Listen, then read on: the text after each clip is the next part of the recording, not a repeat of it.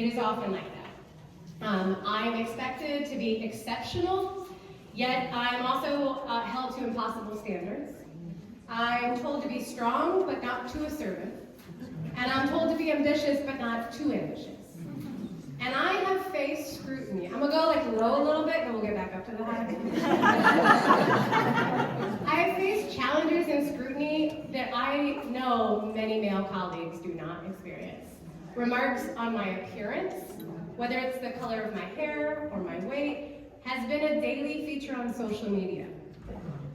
And on news sites, I use news, this is quotations for those who can't see. When Marian and I did the That's What She Said, we talked about how our lives make front page news. And our appearances, like as if the color of my bangs is directly tied to my brain's ability to govern. But I'll say through it all, I have found strength in community. Many of you here today have come up to me like, I saw that, and I know I wasn't supposed to comment, but I commented back. And I was like, don't read the comments. Don't do it, Sherry, I see you. I stopped. And I found that collective voices of women who strive for equity is who we are as Columbia. And we've made progress. I was thinking about this. We've expanded affordable housing with the creation of the new Department of Housing and Neighborhood Services. We have improved public safety. We have the creation of the Office of Violence Prevention.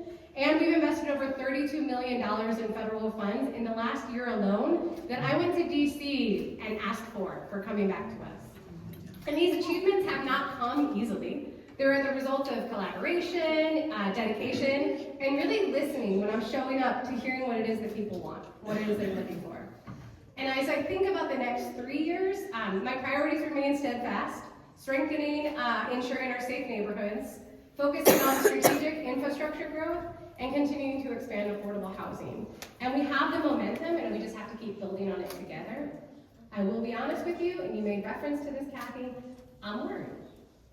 I'm worried that the momentum is happening at a federal and state level that is trickling down to a local level that threatens our cores and our values.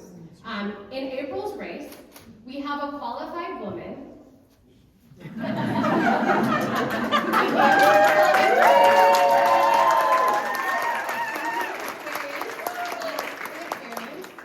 We have a not as qualified woman, and we have a woefully unqualified man that has not shown up to the majority of forums and has no experience in local government. So it doesn't have a plan, and we'll have to rely on those advisors on what to do and how to vote. And this is eerily like November for me. And I'm honestly concerned when I hear remarks like, I want to get back to the Columbia we used to be. Because those are veiled remarks, and they make me worry about our value.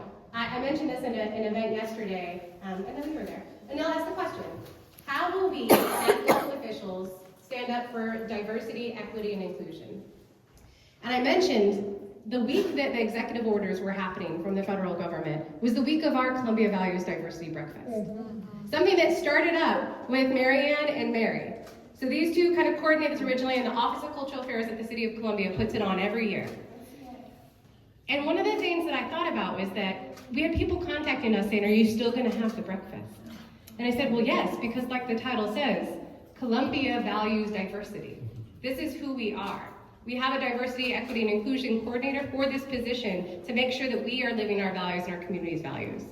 And I want to create a Columbia where every person, regardless of race, gender, and ability and access, feels empowered to pursue their goals and their dreams, where we can all thrive as a safe and inclusive community. So your support in this election is vital to make that vision a reality. Not just voting, if you can debunk the false things, not on the comments though, Sherry. No. But just voting. I appreciate you, those who try, don't even, it's okay.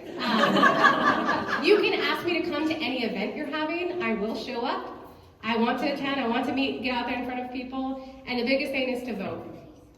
We usually have low voter turnout in April elections. Right now, one of my main opponent is going to fraternity houses trying to get college kids out to vote, who used to have big banners in front of their house during November's election, so we knew which houses to go to. So I really want to encourage people to get out and vote. Thank you for standing with me. I really do believe that together we can make a difference in our city, and we can show what empowered women can achieve. So thank you.